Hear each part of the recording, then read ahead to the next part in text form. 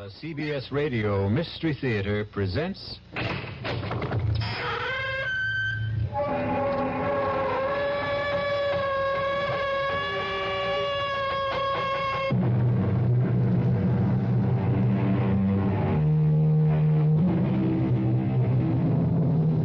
Come in. Welcome. I'm E.G. Marshall. Welcome to the fear you can hear. Welcome to the world of your own terrifying imagination. The art of the double cross, unfortunately, has become part of the fabric of our lives. In espionage, however, it is almost a lifestyle. In the world of spies, for the left hand ever to know what the right is doing is unthinkable. For the next hour, imagine that you are Larry Fielding, a 32-year-old newspaper man caught in a dizzying web of circumstances seemingly beyond his control. Larry, please change your mind and come with me. Not until you tell me who you are and why you sneaked into my hotel room. You're a fool, Larry. You must know that the police are looking for you and they'll be here any minute. Oh, well, you're here now, and I still want to know who you are. If that's so important, my name is Carol Johnson.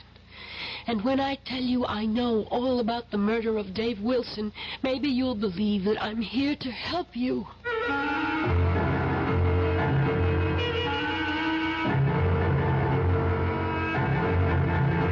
Our mystery drama, The Lady Was a Tiger, written especially for the Mystery Theater by Murray Burnett, stars William Redfield. It is sponsored in part by Anheuser-Busch Incorporated, brewers of Budweiser, and by the Kellogg Company, makers of Kellogg's Special K cereal.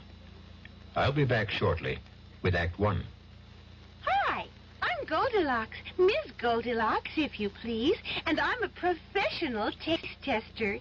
Here at my taste test laboratory, that's TTL for short, I taste test everything from porridge to diet drinks. Actually, there's not that much taste testing in porridge these days. There used to be. Once upon a time. I mean, that's how this Ms. got into the biz. But lately it's been diet drinks. I mean, with so many diet drinks going sugar-free, I've been really busy conducting taste tests. A rather unbearable assignment, to be sure.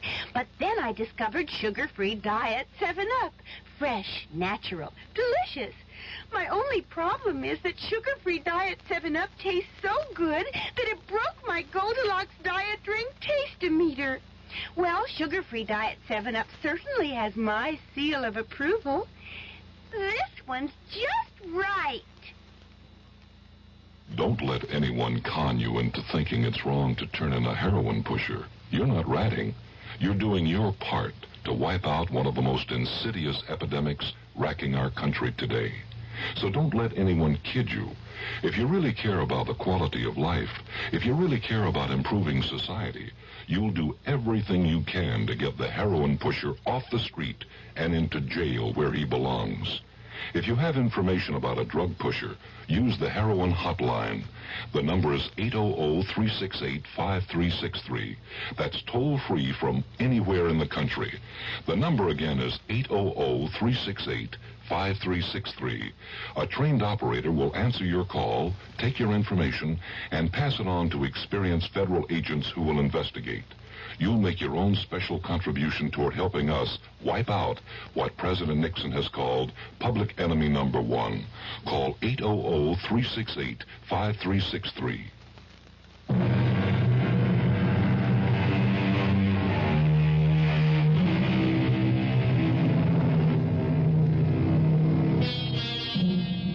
Walking is great exercise, and with good weather can also be great fun.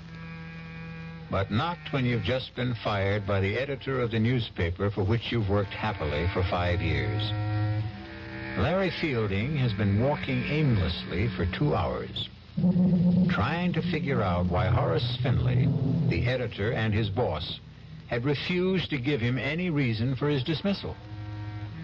Tormented by his frustrating thoughts and tired, Larry sits down on a park bench to think. He is so deep in thought, He is unaware of 3 men who suddenly surround him. Larry has only to look at them to know that he is in trouble. He tries to get up, but is pushed back down, and the men start to beat him up. No, take my money and leave me alone, will you? Look, if you want money, I told you can have it. Help! Help! Calling for help when you're being mugged in a big city park is sometimes as helpful as trying to catch hold of a windowsill in a 30-story fall. But this time, there was a miracle. A stranger has seen the attack and rushes to help. Hang in there, man! Here comes... That's a nice jaw you have there, fella.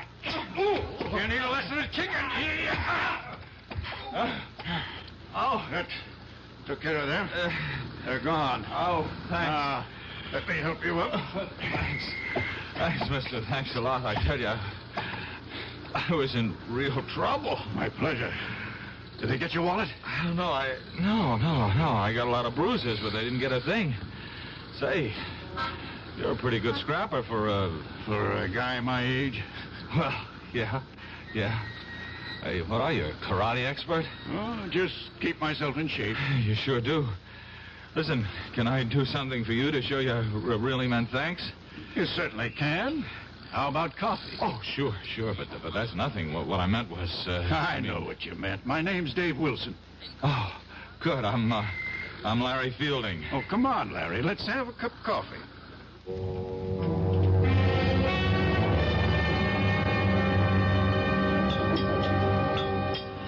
You know, I still can't get over the way you tore into those guys. I was a commando in World War II. World War II? Did you think I was in the Civil War? No, I didn't mean that. It's just... Well, to a young fellow like you, World War II might as well have been in the last century. It was only 30-some-odd years ago, you know. Oh, I know. After all, I was in the newspaper business. Yeah, that stuff which you told me about losing your job. What are you going to do? Oh, I don't know. Look around for another one.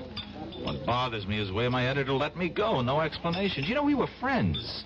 You'd think he'd at least tell me why he fired me. Those things happen. Stop torturing yourself and begin making plans. No, not until I get this thing straightened out in my own mind. I think I'll call my editor at home tonight and... I've got a better idea. Go out and get drunk, huh? Nope. How about a trip to Paris?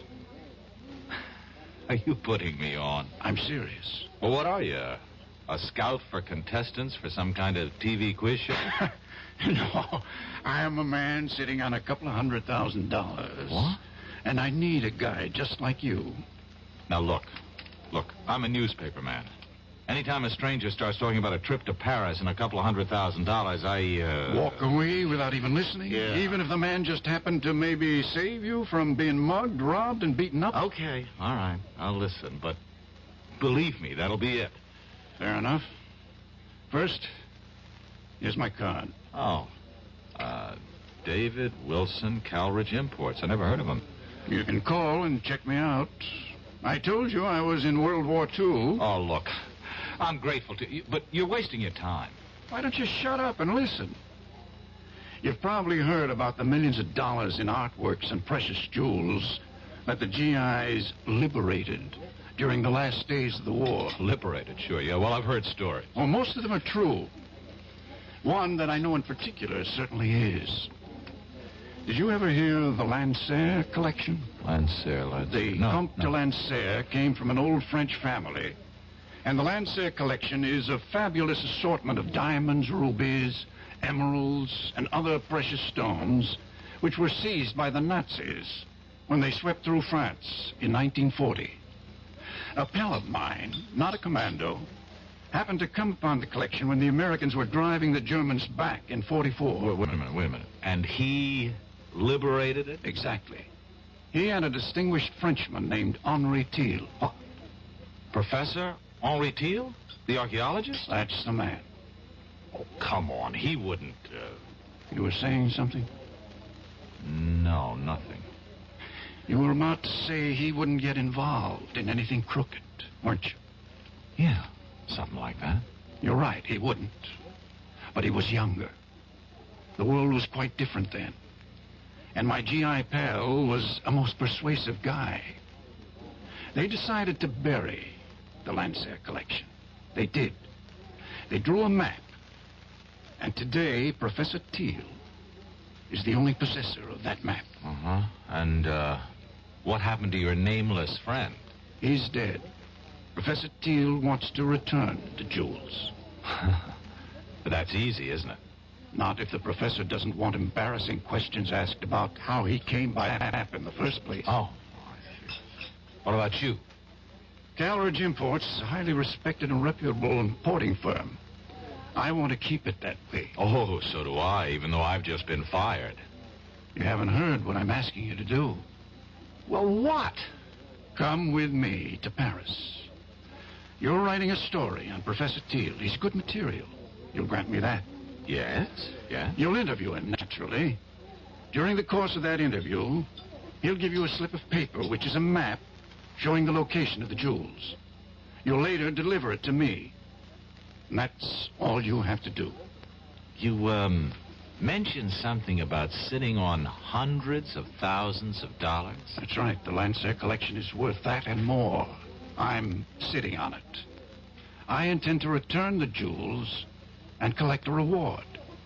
If you want to share in that, you deserve it. Mrs. Wilson, the report is positive. Fielding has agreed to go to Paris with me. He bought the story about picking up a map showing the location of the Landseer collection. Operation successful.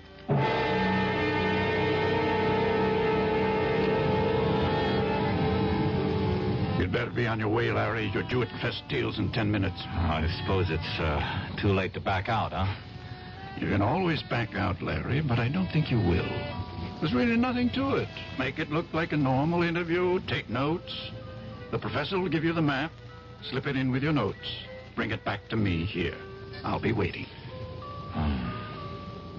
Okay. Larry. Yes. Relax. Oh, sure thing. I'll see you.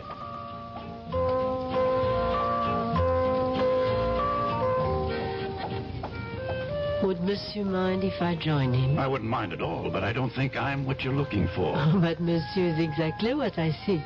Exactly. And just what is it you're seeking? To warn you that you are in grave danger.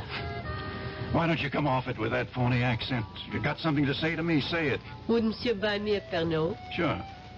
Garçon, Pernod, please. Monsieur, it is very difficult for me. I do play a role, as you have guessed. And I am not here by chance. You must leave, and quickly. Your Pernod, monsieur. Not for me, it's for the lady. And for you, I have a knife. Oh, Go, mademoiselle, go. but he's going to die. Do as I say. There'll be no problem. Simply put his head down gently on the table. So. And people will see another drunken tourist.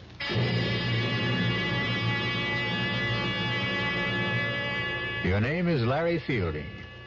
You're 28 years old, and you're feeling marvelous. You have just completed a fascinating interview with Professor Henry Teal.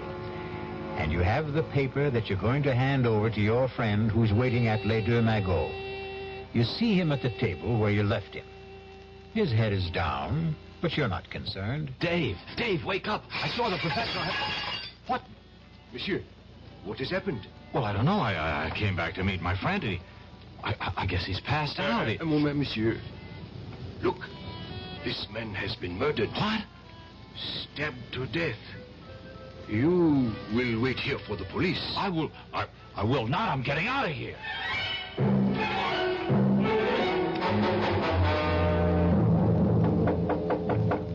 Who is there? It is I. Open up. What's the matter? What happened? The other American. The young one. He got away. You let him go? He panicked. Ran. Now what? He'll probably go back to his room at the Dauphine. You will check. But aren't the police looking for him? I hope so. I gave them a complete description. And what do I say to them if they find me in his room? Calm, a beautiful young lady like yourself.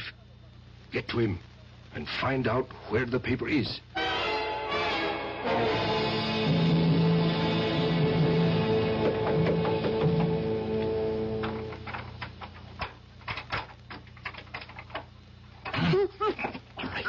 All right. Who are you? If I take my hand away, you promise not to scream? Right? Okay. Now, why have you picked the lock into my room? Never mind. You have to get out of here. Not until you tell me who you are. If that matters, my name is Carol Johnson.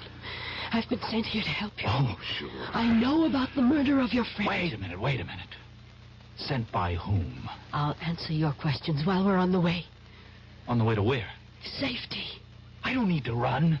I didn't kill anybody. I'm not about to take off with a strange girl, particularly not one who's equipped with skeleton keys. Oh, suit yourself. Goodbye.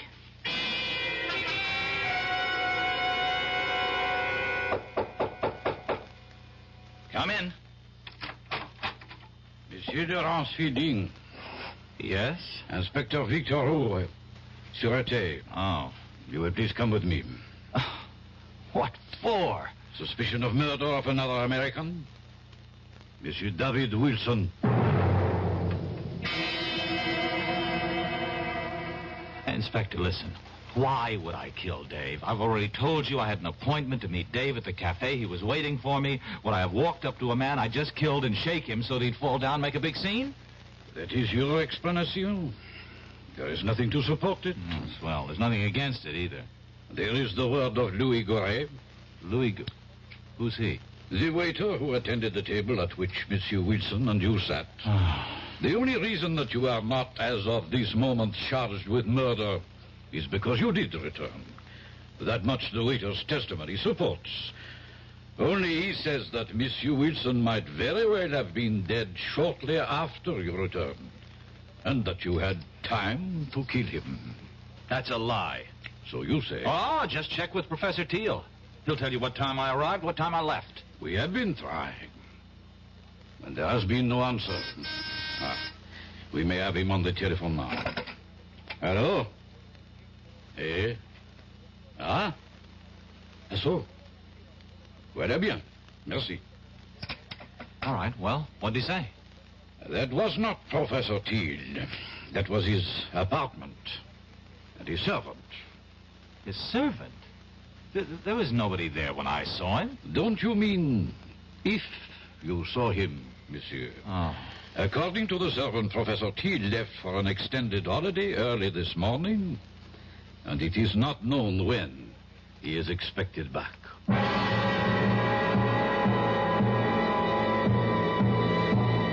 Your name is Larry Fielding. You're 32 years old, and you find yourself in prison in Paris, accused of murder. You know you've been had, and you're dealing with forces that seem beyond your control. You have a million questions, and the only man who could answer them is the man you're accused of killing. We'll be back shortly with Act 2. When you drink beer, do you tilt the glass for long, hearty swallows? Or just tip it and sip it? Well, sipping's the thing for wine. But Budweiser beer is a hearty drink, brewed for zest and character. The best way to enjoy Bud is to drink it. Not chug-a-lug, just man-sized beer drinker swallows. That's when that famous Budweiser taste, smoothness, and drinkability really come through. Smoothness and drinkability that come only from natural carbonation and exclusive beechwood aging. Smoothness and drinkability, too good for any half-hearted sipping. So drink up. You'll see that brewing beer right does make a difference, and that when you say Budweiser, you've said it all. Anheuser-Busch, St. Louis. In 1919, someone had a big idea. Let's help youth understand big business by starting them in small businesses of their own. And Junior Achievement was born. Each group elected a board of directors, chose a product, set up a production line, sold stock, and went into business. That year, 314 students made and sold products and learned the business of business.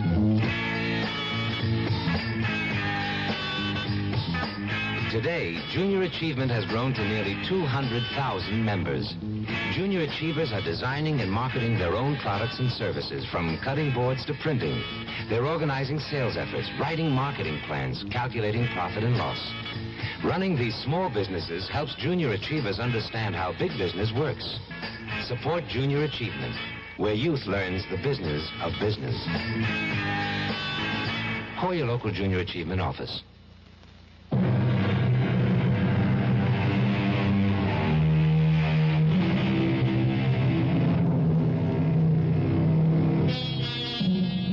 To many Americans, Paris means visits to the Louvre, strolls along the Seine, or fine food. But to Larry Fielding, it means the inside of a prison cell, where he sits accused of a murder he didn't commit. Fielding knows he's been caught up in something that involves more than the recovery of some stolen jewels.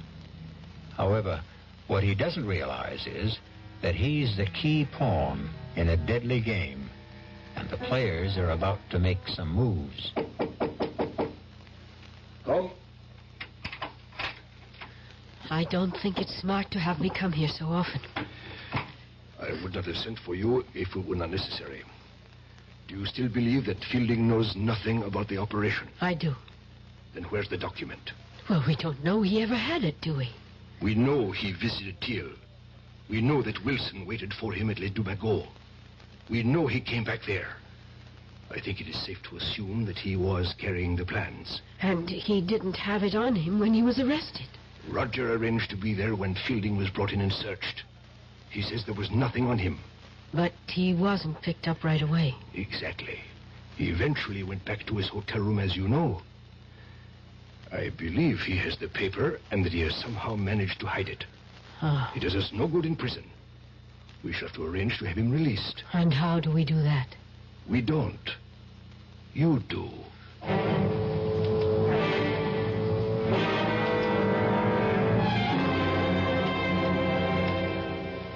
Sit down, mademoiselle. Your passport says Carol Johnson. That's right, Inspector. And I am told you are in my office because of the unfortunate incident in the Café Les Dumagots. Yes, Inspector. I just had to come here to tell you you have the wrong man. Ah? And how do you know that? I'm studying at the Sorbonne. I visit Les Dumagots all the time. I was sitting right there when that man was murdered. Formidable. You saw a man murdered and you did nothing. Oh, at the time I didn't know it was a murder. I just thought the man had too much to drink or was ill. But the reason I know that you've arrested the wrong man is that the murdered man was dead before this young American Fields or... Fielding. Yes, well, the man was dead before Fielding ever got to the table. Fielding came and shook him. And that was when it was discovered that he was dead. I'm prepared to swear to that, Inspector. Of course you are prepared to swear to this story that you have just told me. Why not? It's the truth. Of course, mademoiselle. Why would a beautiful young lady like yourself lie to an inspector of the Sûreté? I'm not sure that I like the way you say that, Inspector. But everything will be all right if you release young Fielding. You have told me you will swear to this statement of yours in court. Therefore, I have very little choice. Ah, good. But, mademoiselle, I have been the police officer for 20 years. Long enough to know that witnesses who appear late with an alibi for an accused murderer often have reason. Oh, that's ridiculous. And I also wish to warn you, mademoiselle, that the Sûreté considers this a very much open case. That is the business of the Sûreté. Au revoir, Inspector.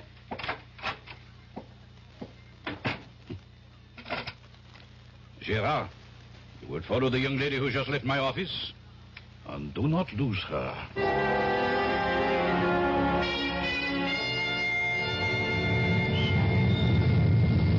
Hello there.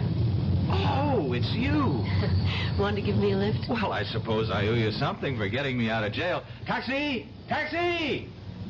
There, we got one. Hop in. Oh, thanks. Driver, Hotel Dauphine. Well, you look pretty good for a jailbird. You look pretty good yourself for... come to think of it, what are you? An American girl in Paris trying to make a living. What are you? An American in Paris in need of a bath, a drink, and some food. You know, you're not bad looking. Oh, thanks. While we seem to be exchanging compliments, can I say you're about the best-looking girl I've seen since I've been here? Thank you. Now that we like each other so much, don't you think it's time we started telling each other the truth? Yes, I'll buy that.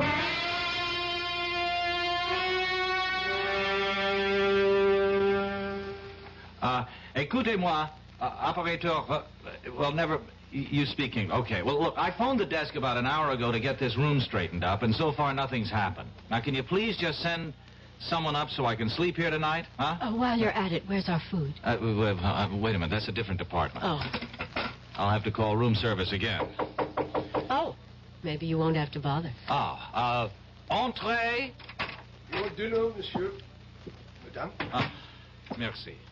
Monsieur would like me to serve. No, thanks. No, I think I can handle it myself. As monsieur wishes. Wait a minute.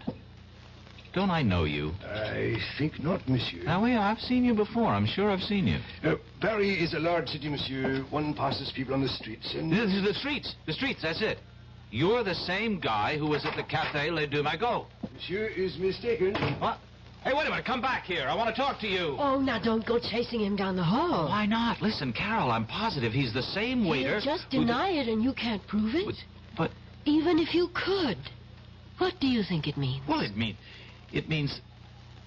Well, I don't know. But if I get him to talk, maybe I'd find out something. I thought you were going to clue me in. Oh, yeah. Listen, have you ever heard of the Lancer collection? Of course. It's in the Louvre. Oh. The family of Comte de Lancer gave it to the museum after it was recovered when the Nazis fled Paris. What? Well, why does that shake you up so much? Because it can't be true. Come with me to the Louvre and I'll show it to you. Well, that changes everything. Come on. Where are we going? To the American consul.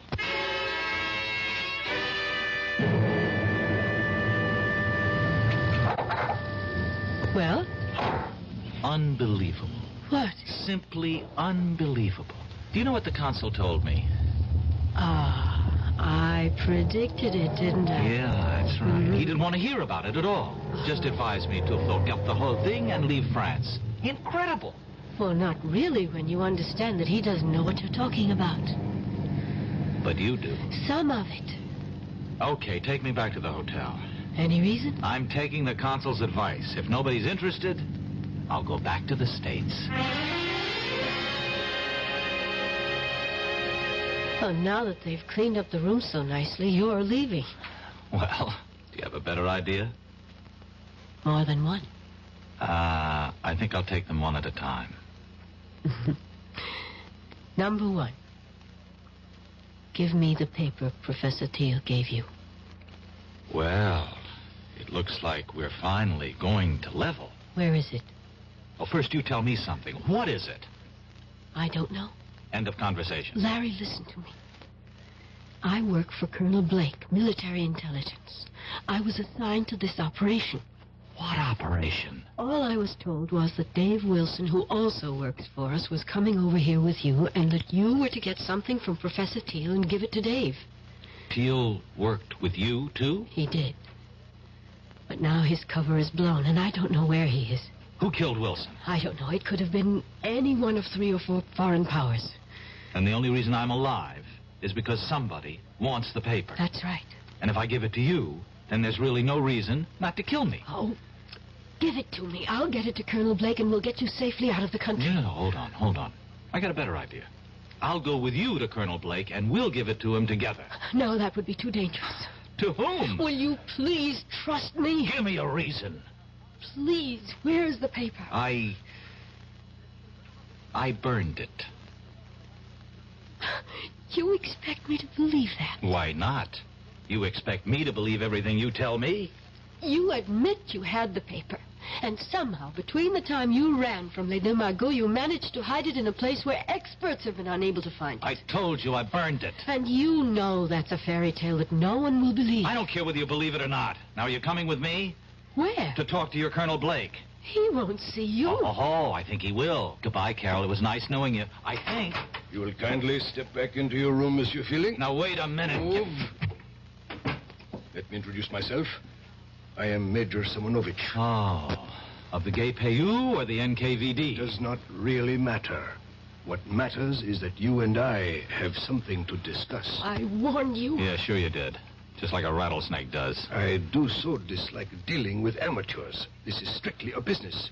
You mean you want to make a deal with me? Correction.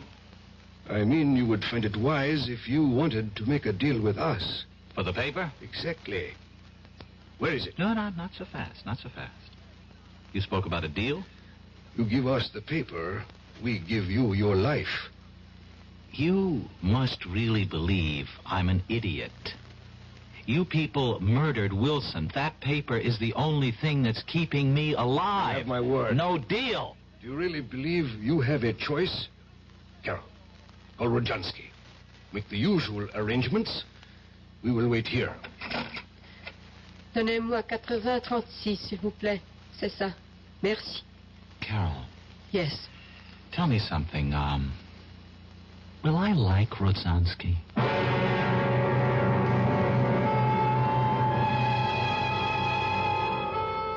By this time, Larry Fielding realizes that he's been used. That he was never supposed to bring Dave Wilson a paper telling the location of the Lanceur jewel collection. But his discoveries have only added to his dilemma.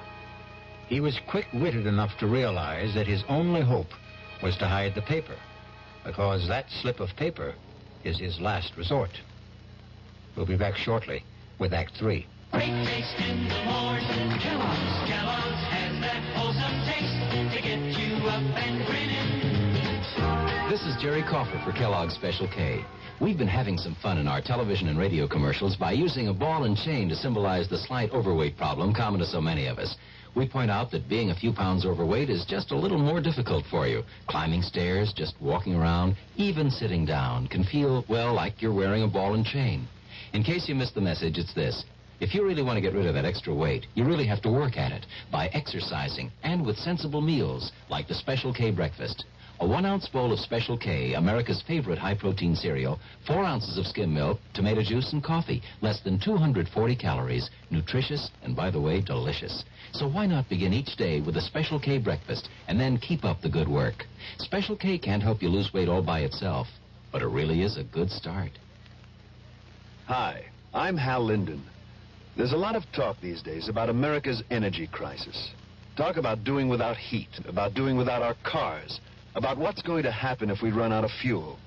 Well, we may not have to run out of fuel if we all work together to conserve the fuel we have. That means turning your thermostats down to 68 degrees during the day and turning them down to 60 at night. It means turning off lights, TV sets, and electrical appliances the minute we're finished with them. It means driving no faster than 50, starting or joining carpools, avoiding the kind of stop-and-go motoring that eats up gas by the gallon. In short, it means saving every ounce of energy we can, every chance we get. So please, do your part to make the fuel supply stretch a little further. For your own sake, don't be selfish. Don't be foolish. Don't be fuelish.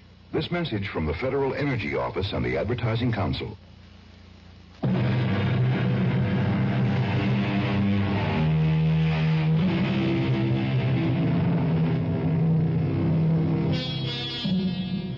Newspaperman Larry Fielding sits waiting in his Paris hotel room, closely guarded by 3 members of the Russian secret police and the beautiful American girl, Carol Johnson. They are waiting for a man named Rodzansky, who might very well be, for all Fielding knows, his executioner. You know we mean to obtain the paper. Rodzansky is a doctor and a chemist. He'll be here shortly. You will be put to sleep painlessly. You'll be taken from here in an ambulance to a safe place, And there you will be injected with sodium pentothal, Fielding. You will tell us. Look, I don't suppose you'll tell me what's so important about this piece of paper. You have heard of the SAM-6 missiles, the surface-to-air weapons with deadly accuracy that we have developed and which were used so successfully in minor wars in Asia and the Middle East? Yes, I've heard of them. Good. We learned that someone whose identity we still seek has invented a jamming device which would render the SAM-6 almost worthless. We don't believe that any such system can be invented, but we do not take chances. We have reason to believe that the piece of paper that you carried away from Professor Teal's has the information for building such a device. That will be Rojansky. Carol, admit him. Of course. Come in, Doctor. This is the patient. Now, look, I really don't think this is necessary. It will be easier if you don't fuss, young man. I don't intend to make... Hold it. Now, his arm. Hold it still. Good. You brought a stretcher? Of course. There. You'll be under in a moment, so we can leave.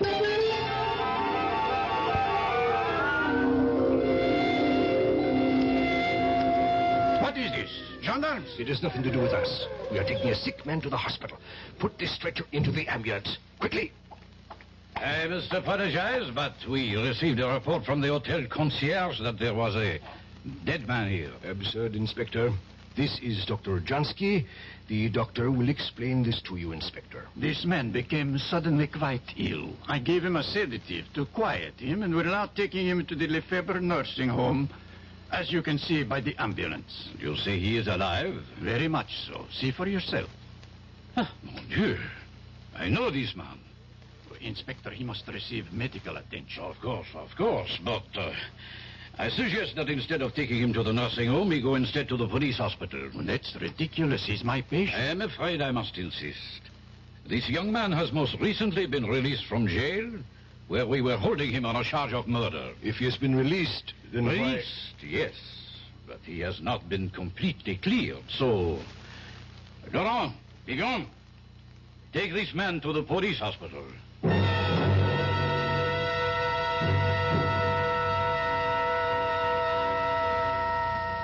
Did you get a report?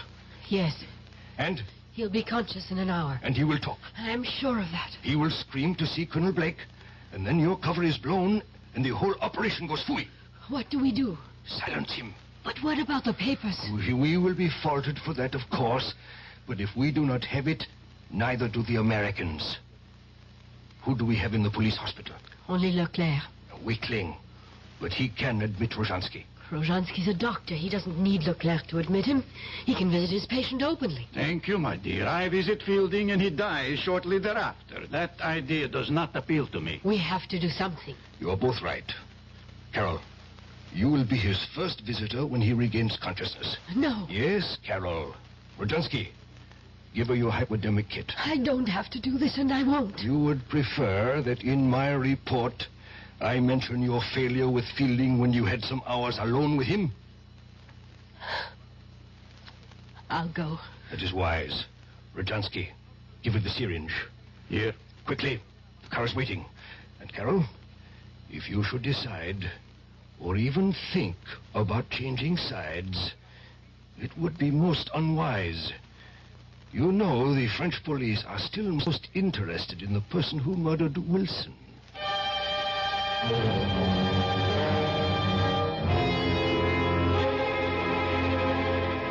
You awake now, Larry? Oh, no. Wake up and listen to me, Larry. What? You've got to listen. Try to understand me. Wait a minute. What kind of a place is this? You're safe. It's a police hospital. All right, but how did you get in here? Where's Rodzansky? Look, I can understand how you feel and why you don't trust me, but the truth really is that I am a double agent. Do you understand what a double agent is? As near as I can figure out, a double agent is somebody working for two different sides. Yes. And neither side trusts them. Oh. You know, that fits you to a T. You might just be telling the truth. I am. I really work for Colonel Blake, as I told you. The Russians know it. They think I've infiltrated the U.S. military intelligence. But in fact... Yes, I know. You've really done just the opposite. Yes. Worked your way into the Russian apparatus. Exactly. Oh, Larry, how can I make you believe me? You can't. Listen, you were deliberately recruited. Ah. The reason you lost your job was because we got in touch with your boss. He agreed to go along. The men who jumped you were part of the setup so that Wilson could save you. Hey, now, wait a minute. But that doesn't prove a thing. You could have learned all that working for Blake and still be with the other side, and... Oh... And wait, now, speaking of Wilson, how about getting him killed? I tried to warn him, but there wasn't enough time. It was either go along with that or blow my cover and endanger the whole operation. And when I wanted to give the plans to Blake... You objected. Same problem if I went with you to Blake or you went to him after we had talked. My cover was blown. Now, and suppose I had given you the plans. How would that have changed the situation? We would have had a phony copy that I would have delivered to Igor and everything would have been fine. And there's still time for me to do that. If you will just believe me and tell me where the plans are. I'd like to believe you. I really would. Please. Where are they, Larry? Get me to Blake. It's too dangerous. Look, you see this? Yeah, it's a hypodermic. It's death. Igor sent me here with this to kill you. Now, do you believe me? Wait a minute. If you don't kill me, and I guess you don't intend to, what will Igor and his friends think? Isn't your cover blown then anyway? Could be, but if I come back with the plans and say that I got them out of you without having to kill you, there's a chance they'll believe me. Uh-huh. Well? I'm thinking. Who are you? One of the hospital guards, monsieur. Oh. Mademoiselle, you have been here some time. How is the patient? Guard. Yes, monsieur? Call Colonel Blake at U.S. Military Intelligence. Tell him I've got to see him right away on a matter of the utmost urgency. Colonel Blake? Colonel Blake. I will inform my superior. Now, you don't have to inform anyone. Just call him. Yes, monsieur. The Major will be disappointed you have not followed instructions. You are a fool. I would have had the information if you hadn't come in when you did. I know what you were ordered to do. What? What's this? A moment of truth, I'm afraid, Larry. Oh, I know how highly the Major regards you, mademoiselle. But I also know what he thinks of me. Tonight will change that. Give me that syringe. Here, right in your arm. Oh, you traitor. I knew. Carol, you were telling me the truth. Yes. Yes, I was. And I had to kill him. To make you see it. Where is the paper, please? In my hotel room. Oh, aren't you ever going to stop playing games? You know your room was searched. Let me get dressed and I'll show you.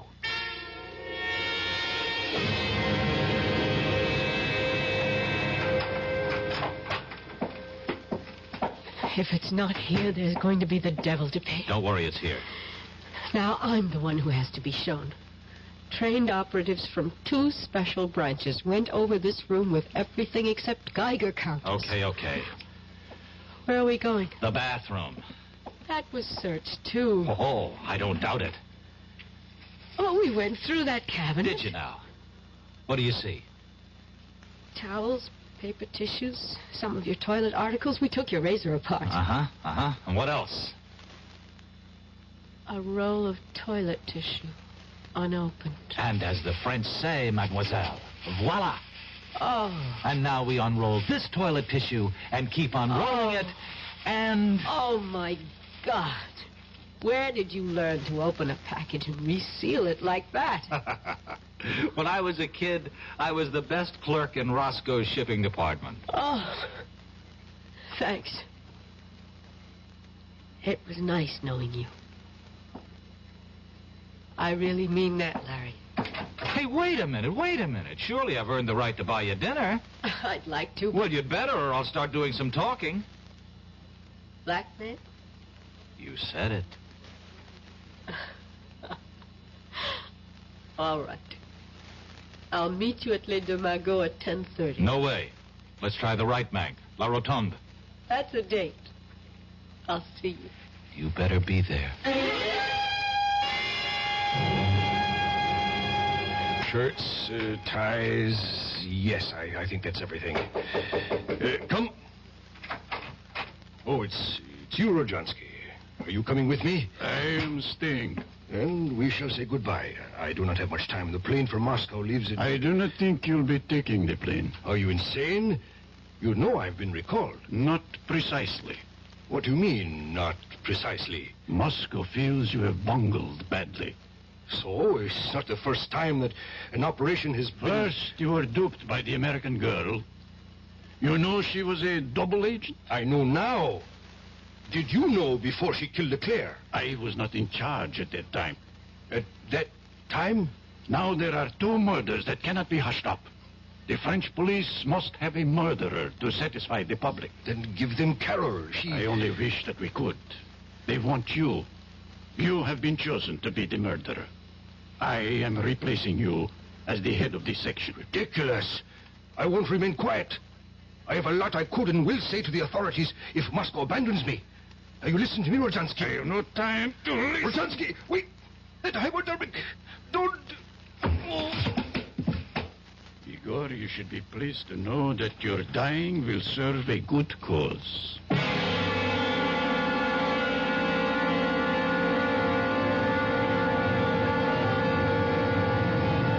I'm sorry I'm late, but But? there were loose ends that had to be cleared up. Well, I thought maybe you decided against coming. Oh. After all, your job here is finished. Well, yes. Sit down, Now that the Russians know you, there's nothing for you to do. It would be suicide to try to, huh? Oh, well, there are other things for me. Sure. Like getting married to a lovesick newspaper man, settling down, raising a family. Oh. Oh, I take it I'm your first Matahari. Mm-hmm. First and only. Well, Larry, we're very different from other women. In our business, you pay dues. And they're heavy payments. I don't get it. I'm talking about sitting at another cafe on the left bank. Sitting and knowing that an agent named Wilson was going to be killed. Clumsily trying to warn him, and finally deciding that his death was the way it had to be. Larry, that's a big payment. But you can forget about it now. It wasn't your fault. No, forget about that and forget about Leclerc. Well, you had to... You see, it's even hard for you to say. I had to kill him. No, Larry, I have to keep on to justify those things. But, Carol, listen... Bye, Larry. Thanks for the champagne. But our dinner, I've ordered dinner. At least have dinner with me. Oh, we both know what I have to do. If I ever change my mind, I promise I'll come running.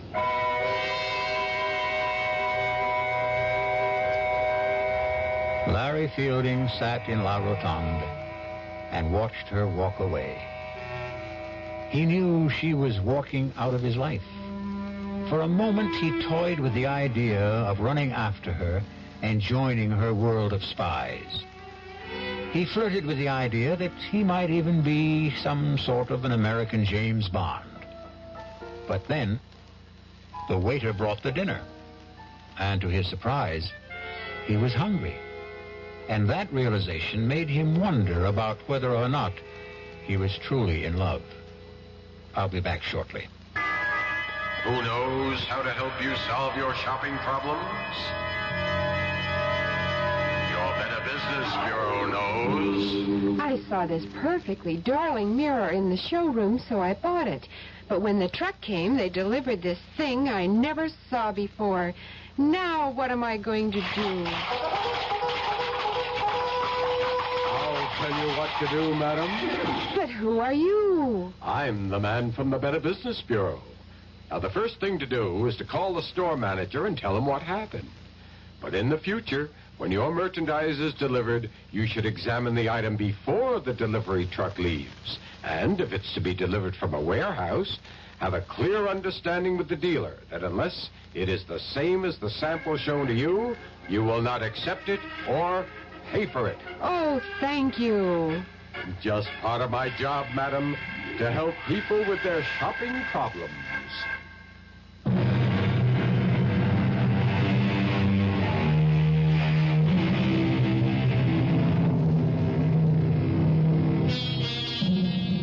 Back in New York, Larry Fielding returned to his old job. An old friend and boss, Horace Finley, who was curious about what had happened in Paris. Finley kept pressing Larry to tell him about his Parisian adventure. Finally, Larry said, "I'll tell you, Horace. In Paris, the food was good." Our cast included William Redfield, Joan Loring, Roger DeCoven, Ian Martin, and Chris Gampel. The entire production was under the direction of Hyman Brown. And now, a preview of our next tale. I really killed that boy, you know? What did you say? I killed him, Mr. Murray. I waited for him in the hallway the next day, and I grabbed him. He was a scrawny kid. It was like wringing in the neck of a chicken. I'd do the same thing again, Mr. Murray, to the next guy who bothers my wife. They gotta learn. You lied to me. Every stinking word you told me was a lie. Don't be sore, Mr. Murray. I couldn't tell you the truth, could I? I mean, you wouldn't have taken the case, would you? Yes! I would have taken the case and told you to plead guilty with cause. No, I wanted you to get me off, and that's what you did. Look, I've got to go now, Mr. Murray. I just want to say thanks again. Oh, you think it's that simple?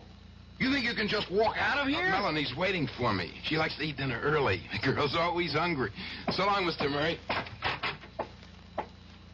Radio Mystery Theater was sponsored in part by new sugar-free Diet 7-Up. This is E.G. Marshall inviting you to return to our Radio Mystery Theater for another adventure in the macabre. Until next time, pleasant dreams.